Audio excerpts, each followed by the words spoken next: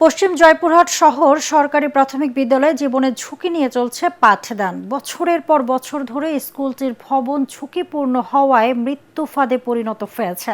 এতে দিন দিন স্কুলের শিক্ষার্থীদের উপস্থিতি কমেছে আশঙ্কাজনকভাবে। তারপরও সংস্কার বা পুনরায় ভবন নির্মাণে কর্তৃপক্ষের নেই কোনো উদ্যোগ। দ্রুত নতুন ভবন নির্মাণের দাবি শিক্ষার্থী, অভিভাবক ও শিক্ষকদের। জয়পুরহাট প্রতিনিধি রফিকুল ইসলাম রফিকের রিপোর্ট, জানাচ্ছেন নিয়াজ জামান সজীব। জয়পুরহাট পৌর এলাকার শান্তিনগর মহল্লায় ১৯৭৬ সালে প্রতিষ্ঠিত হয় শহর সরকারি প্রাথমিক বিদ্যালয়। এরপর থেকে এই বিদ্যালয়ের ছাত্রছাত্রীরা মেধার স্বাক্ষর ধরে রেখেছেন। ২০১৯ ও ২০২৪ সালে অর্জন করে জেলার শ্রেষ্ঠ বিদ্যালয়ের পুরস্কার। বর্তমানে বিদ্যালয়টিতে ৪০০ শিক্ষার্থী নিয়ে উৎকণ্ঠার মধ্যে রয়েছে কর্তৃপক্ষ।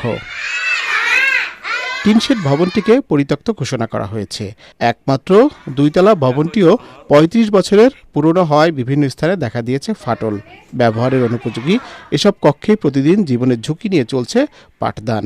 আমরা অনেক দুশ্চিন্তায় থাকি, বাচ্চাদেরকে স্কুলে পাঠিয়ে দিয়ে আমরা বাসায় নিশ্চিন্তে থাকতে পারি না। অনেক জায়গায় ফেটে ফেটে ভেঙে পড়েছে, তো বাচ্চাদের জন্য এটা সত্যি একটা ভয়ের বিষয়। মাথার উপর যে ছাদটা আছে সেই ছাদ ফেটে গেছে। আমাদের খুবই ভয় লাগে যাতে এটি অনেক সময় আমাদের মাথার উপর পড়তে পারে। সব সময় আতঙ্কে থাকি।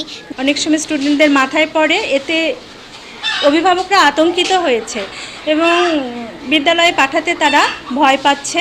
আমরা শিক্ষক, অভিভাবক, ছাত্রছাত্রী সবাই আতঙ্কে আছি, কখন না কোন বড় ধরনের বিপদ হয়ে যায়। জেলা প্রাথমিক শিক্ষা অফিসার জানালেন, ঝুঁকিপূর্ণ স্কুলের তালিকা পাঠানো হয়েছে, বরাদ্দ আসলে সমস্যার সমাধান হবে। উপজেলা থেকে তালিকা আমরা পেয়েছি, তালিকা আমাদের ঢাকায় প্রাথমিক শিক্ষা অধিদপ্তরে প্রেরণ করা হয়েছে।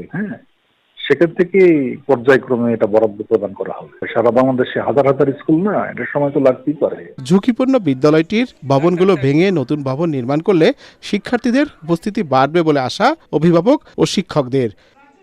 Bureau report, ATN Bangla.